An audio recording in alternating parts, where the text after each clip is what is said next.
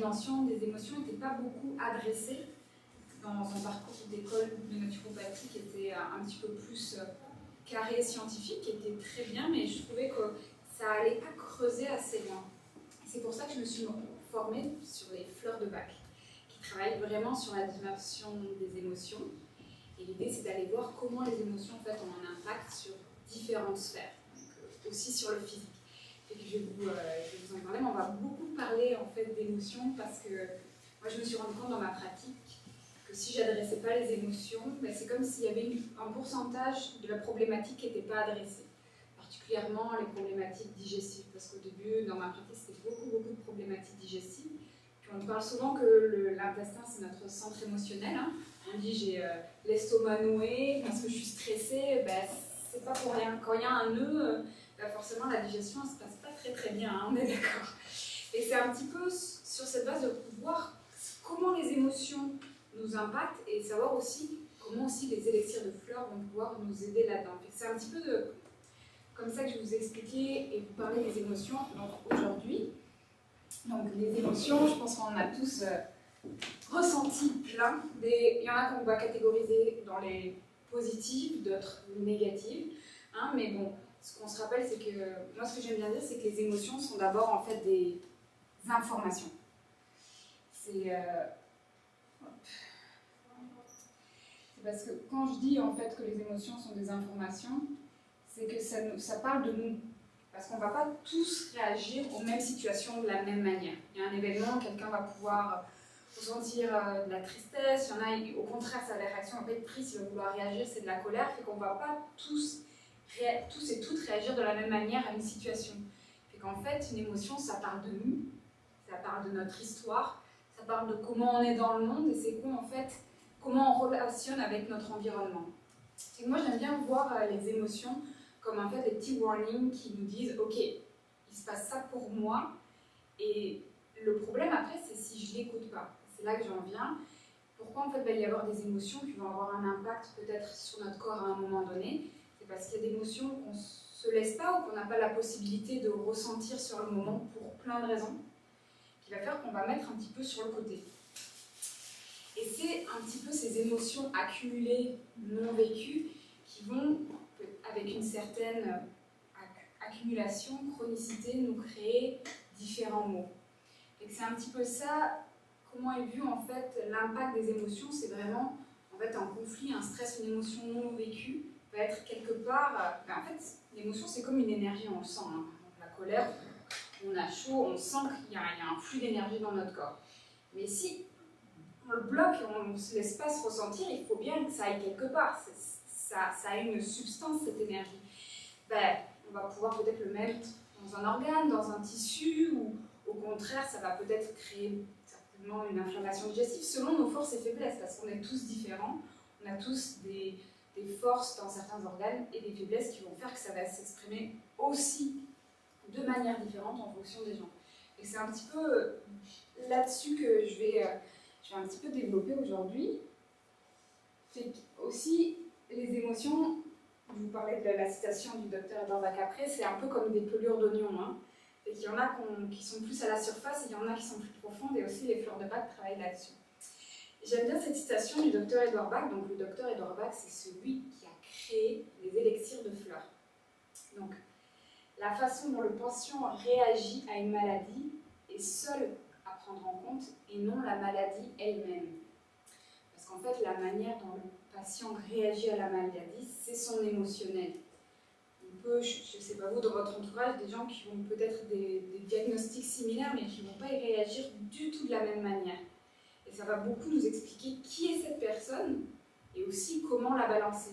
En fait, c'est toujours partir du principe, pas qu'est-ce qu'a la personne, mais qui est la personne et comment il expérimente en fait ce déséquilibre. C'est vraiment pour ça qu'il y a vraiment ce retour au spécifique, à l'individu en fait dans la vision un peu des émotions et du docteur Edward Bach. Donc le fameux docteur Edward Bach, c'était un cher anglais, un cher médecin anglais qui était aussi bactériologiste, chirurgien, donc né en 1886. Lui, il avait à la base quand même une pratique assez classique de la médecine, il était aussi généraliste, mais il avait aussi eu connaissance, à cette époque-là, l'homéopathie était en plein développement. Il avait connaissance de cette manière de voir les choses. Et c'est ça qui me met un petit peu la puce à l'oreille, parce que l'homéopathie aussi prend la personne, pas juste son corps, mais aussi sa psyché et son émotionnel. Tout est pris en compte. Et c'est là qu'il s'est rendu compte, mais si je travaille juste sur le physique, c'est comme si il y a une certaine chronicité, il y a quelque chose qui revient où j'arrive pas à aller à la racine de la racine. Et c'est un petit peu comme ça qu'il a élaboré les élixirs de fleurs de Bach. De fleurs de Bach, il ne l'appelait pas comme ça lui-même, les élixirs de fleurs, parce que il a travaillé beaucoup en fait en essai-erreur pour voir avec ses patients en fait quelles étaient les fleurs qui allaient les balancer et moduler leur dimension émotionnelle. Puis comment il les a élaborés, c'est beaucoup avec l'observation de la nature.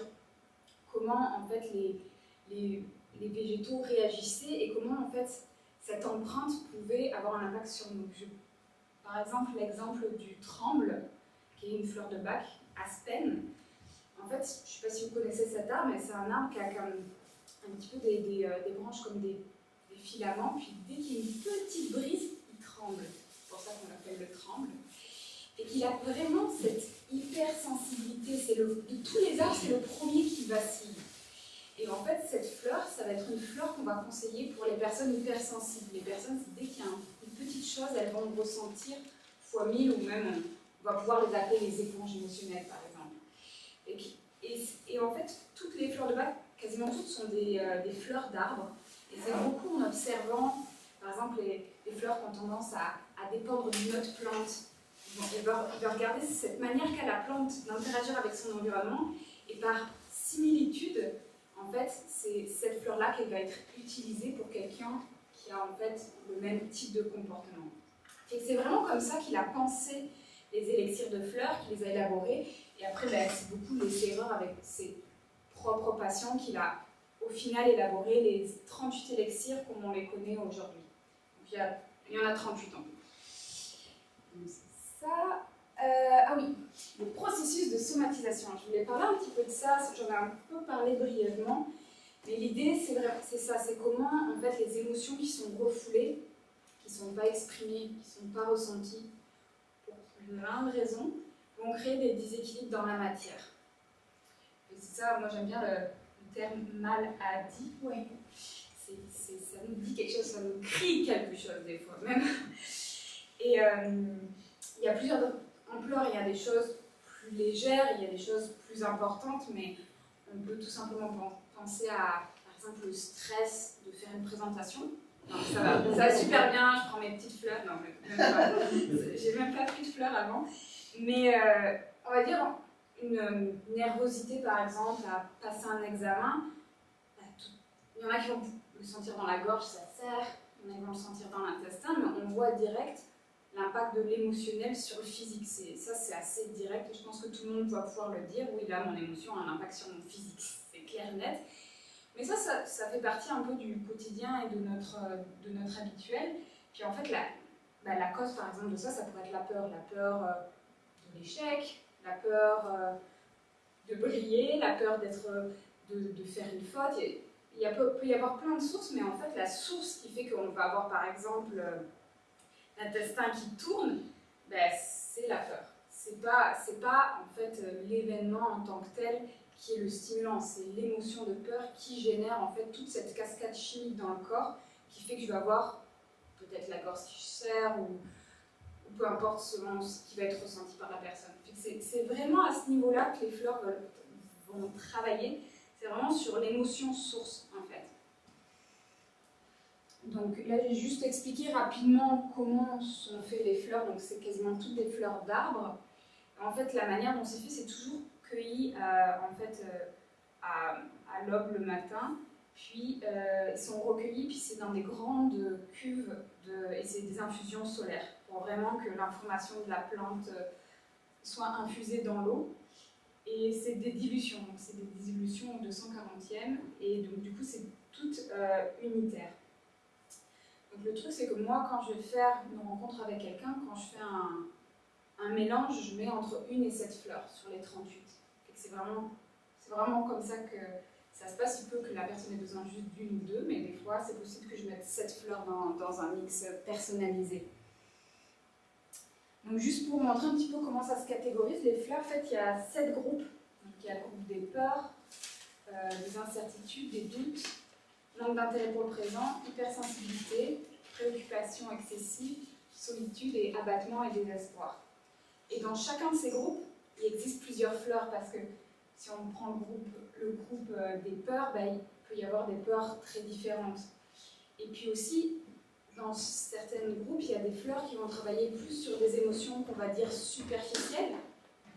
C'est une peur, on va dire, qu'on pourrait dire assez succincte, ou ça peut être des peurs aussi très structurelles, qui des fois peuvent faire partie de notre structure émotionnelle, pas notre personnalité, mais vraiment notre manière structurelle de réagir aux choses.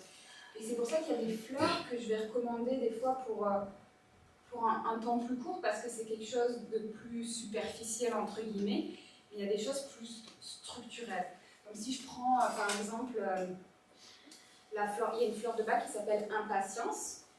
Elle porte bien son nom, fait que ça doit être pour des personnes qui ont tendance à être très irritables, très impatients, ils ne supportent pas la lenteur des autres, ça les irrite.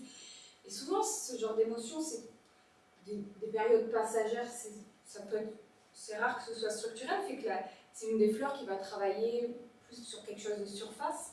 Si je prends par exemple la fleur de bac Pine, donc le pin, ça c'est une fleur pour l'hyper-exigence envers soi-même, le fait de se mettre la barre toujours trop haut, et des fois des petites tendances d'auto-sabotage.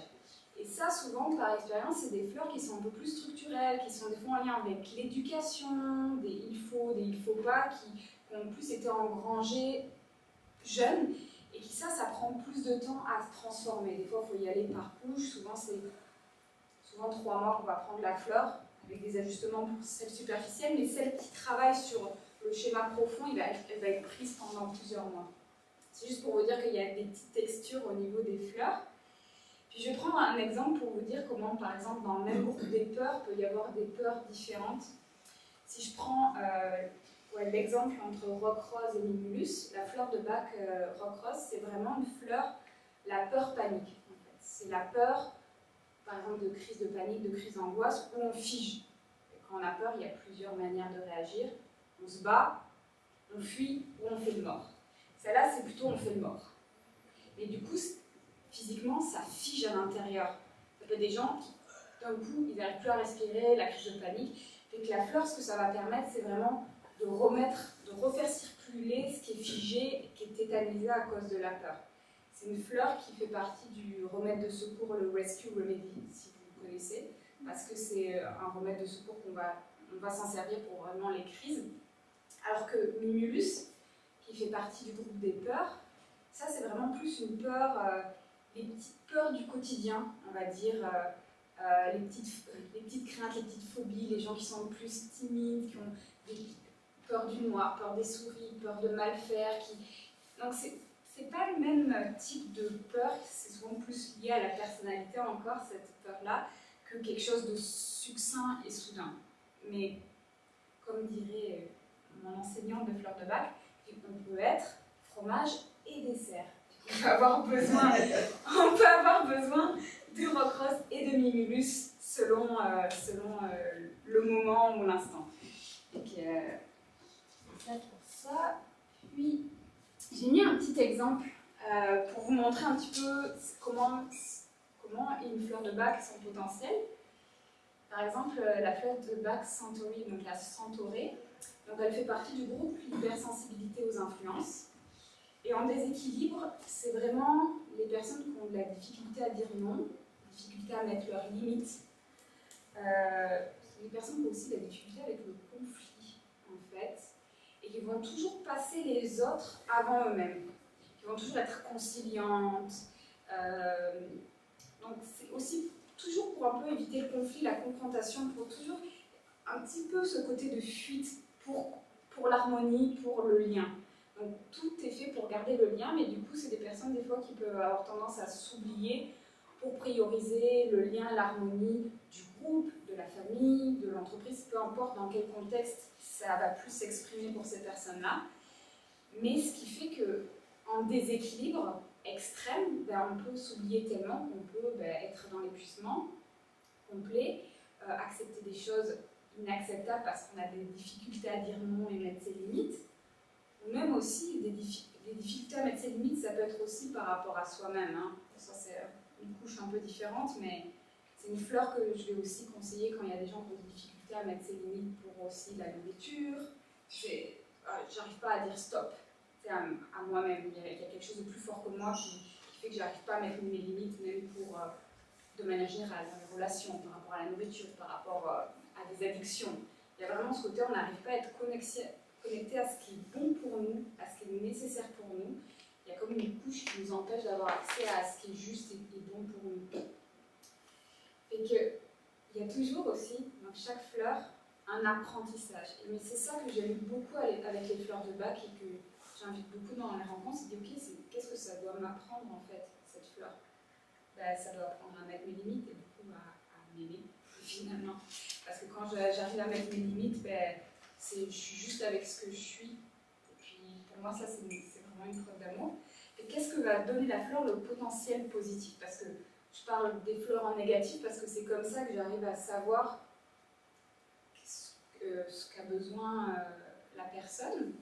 Mais ça va nous permettre de plus nous écouter et d'apprendre à s'affirmer sans se perdre. Oui. Et surtout, en fait, c'est par expérience, la prise de la fleur, c'est qu'on va réussir facilement à mettre nos limites sans que ça devienne un conflit intérieur. C'est comme facilement, on va dire, ah ben en fait, j'ai dit non. Ah mais ça s'est super bien passé en fait.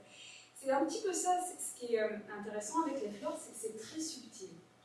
C'est pas comme quand on va prendre peut-être une plante, on va dire une teinture mère, ou même peut-être une tisane, on va avoir par exemple une tisane calmante, on le prend, on dort. L'effet est assez clair et net. Les fleurs de bac, ça travaille au niveau un petit peu plus subtil, parce que les émotions, ça est plus subtil quand même que le physique. Et qu'au début, on ne va pas forcément se rendre compte parce que c'est hyper fluide dans notre vie de tous les jours. C'est des fois, après les 3 semaines, c'est 3 semaines la prise en flacon, dire ah oui, mais c'est vrai que quand j'ai ce conflit, je n'ai pas réagi de la même manière.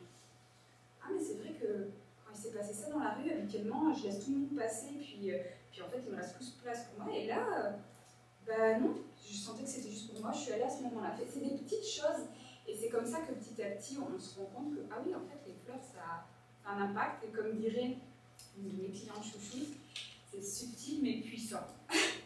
Je pense à Nathalie.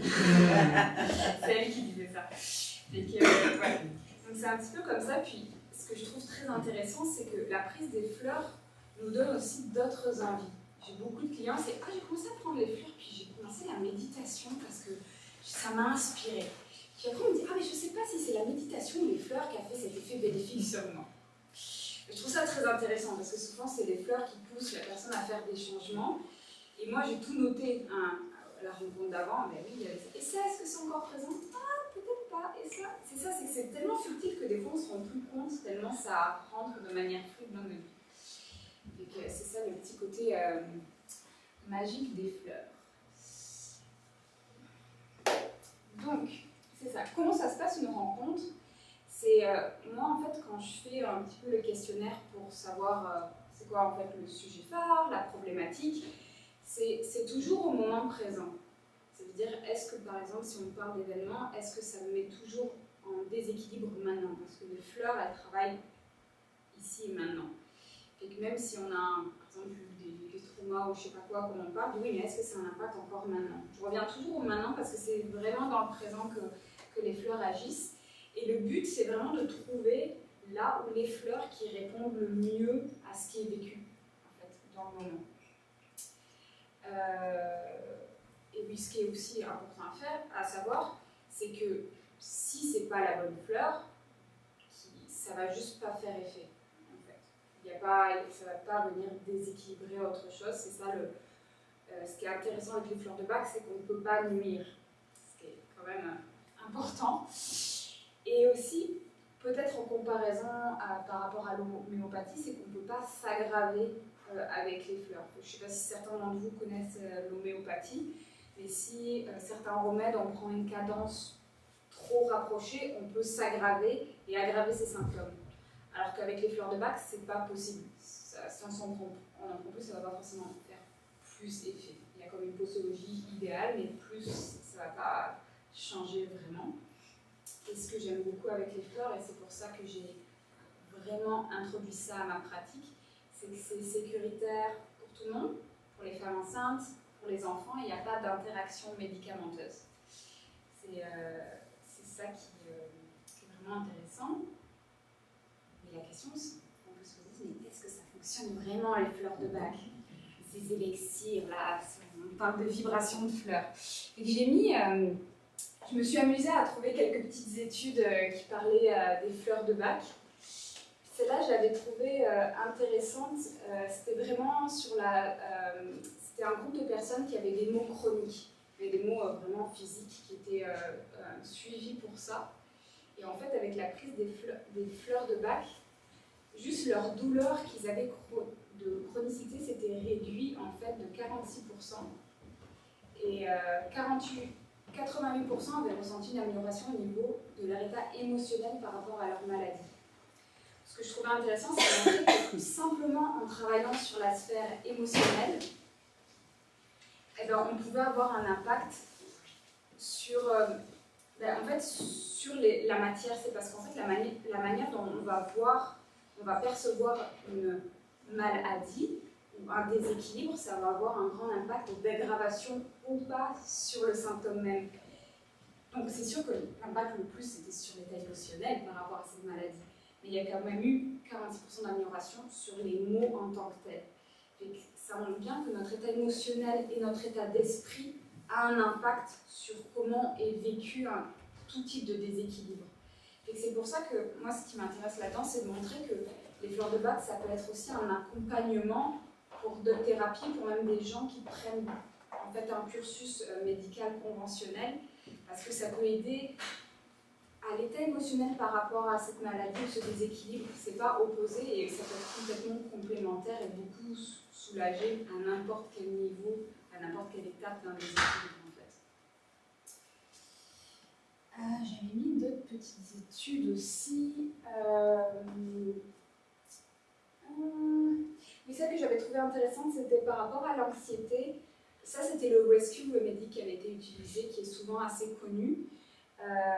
Et il y avait vraiment eu des résultats significatifs. Donc, le rescue, c'est vraiment un mélange de 5 fleurs qui a été élaboré par le docteur Edward Bach. Vraiment comme remède de secours en cas de crise. Et puis pour tout ce qui est, en fait, c'est vraiment pour tout ce qui est aigu que ça va avoir un effet bénéfique. Et pour tout ce qui est chronicité, c'est un peu moins intéressant. Mais pour tout ce qui est en fait état aigu, ça marche vraiment super bien. Moi, j'en ai toujours dans mon sac, par exemple. Ce que j'avais trouvé intéressant, c'est qu'il y avait une étude qui avait montré au niveau de la ménopause vraiment une grande amélioration au niveau des changements d'humeur, de l'inquiétude, de l'insomnie. Et il faut comprendre qu'il y a beaucoup de dynamiques émotionnelles dans la période de ménopause, parce qu'il y a beaucoup tout ce qui est relié à l'image de soi, le rapport à la société, son image en tant que femme. Fait qu'il y a beaucoup de dynamiques émotionnelles. C'est sûr, il y a quelque chose de physiologique, il y a les hormones qui changent, c'est très physique.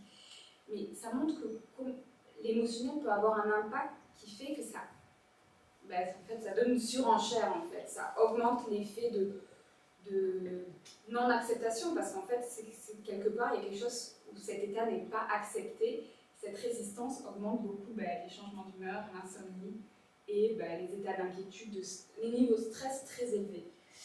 C'est pour ça, pour moi, les fleurs de bac, ça peut être vraiment un outil qui peut beaucoup nous aider à des étapes de transition, de changement dans la vie, en fait. C'est vraiment, pour moi, un support quand surtout on est comme débalancé à certaines étapes de la vie, qu'on a des challenges, peu importe, en fait, la source. Ça, on en a parlé. Ah oui, je voulais parler de cas un peu à séquoia pour vous montrer, j'ai changé les noms, pour vous montrer à quel point ça peut travailler sur différentes problématiques. Par exemple, la personne que je nommais Alicia, elle, c'était vraiment une rupture qu'elle était en train de vivre, et que là, c'était vraiment un état émotionnel aigu d'intensité. Et que c'était, elle se réveillait le matin, l'angoisse, envie de vomir, rejet, non-acceptation, tout. En fait, elle était non fonctionnelle complètement. Puis là, au niveau des fleurs, ben, c'était une cadence plus rapprochée, parce que quand l'état émotionnel est intense, on doit prendre les fleurs plus souvent, en fait. Puis au bout de quelques jours déjà, ben, elle était au moins fonctionnelle. C'est sûr que ça n'enlève pas l'événement, la tristesse et ce qui peut être intense, mais ça permet, moi je trouve que l'image que j'aime bien, c'est quand des fois on est dans un nuage d'émotions. Ce que ça permet, les fleurs, c'est comme, hop, ok, on n'est plus dans le nuage, les émotions sont là, parce que, ben, oui, on vit ce qu'on vit, mais on est plus submergé. On peut donc, comment on l'observe, on peut analyser ce qui est là, et pouvoir faire de quoi? Pouvoir transformer, faire des choses, travailler, se dissocier, mais quand on est dedans, on ne peut rien faire. Et pour moi, les fleurs, c'est vraiment ça que ça amène. Ouais, j'avais utilisé le rescue pour une dame qui venait, elle venait de vivre un deuil, fait qu'aussi c'était ça. C'était beaucoup d'intensité émotionnelle, puis ça aussi, la cadence était très proche. Puis j'avais eu des beaux résultats avec une cliente qui faisait de l'hyperphagie. Pour ceux qui ne connaissent pas, l'hyperphagie, c'est comme une boulimie, c'est qu'en fait on mange beaucoup, mais on ne peut pas s'arrêter. On est comme un peu hypnotisé quand on mange, mais on ne va juste pas se faire vomir, contrairement à la boulimie, mais c'est quelque chose un peu, on n'a pas de contrôle là-dessus. Puis elle faisait des crises en fait depuis l'âge de 9 ans. Elle avait une cinquantaine d'années quand elle est venue me voir. Elle en avait quasiment tous les jours. Et au bout du premier flacon, elle a fait seulement une crise par semaine au lieu d'une crise à chaque jour. C'est sûr qu'on n'est pas tombé à zéro tout de suite, mais on voyait que vraiment l'état émotionnel faisait qu'elle n'avait plus vraiment accès du tout à son corps, à sa volonté, et que ça permettait de vraiment retrouver son pouvoir. Puis au bout du deuxième ou troisième flacon, les crises ont été espacées. Je ne sais plus si elles ont cessé au deuxième ou si elles ont été très espacées, elles ont cessé au troisième flacon. Et ça, j'avais trouvé ça très intéressant, mais aussi un aspect intéressant que j'avais eu avec elle, c'est qu'on avait fait un suivi pendant 6 mois. Puis il y avait juste eu la prise des fleurs de bac. On n'avait travaillé sur aucune autre dimension. Parce que c'était ça la priorité. Je me disais, ça ne sert à rien que je fasse un plan alimentaire pour quelqu'un si le rapport à la nourriture n'est pas sain. C'est pour ça que j'avais proposé à cette personne de d'abord venir me voir avec les fleurs de bac pour travailler la dimension émotionnelle, et une fois que ce sera apaisant, on pourrait travailler sur un plan alimentaire approprié pour elle.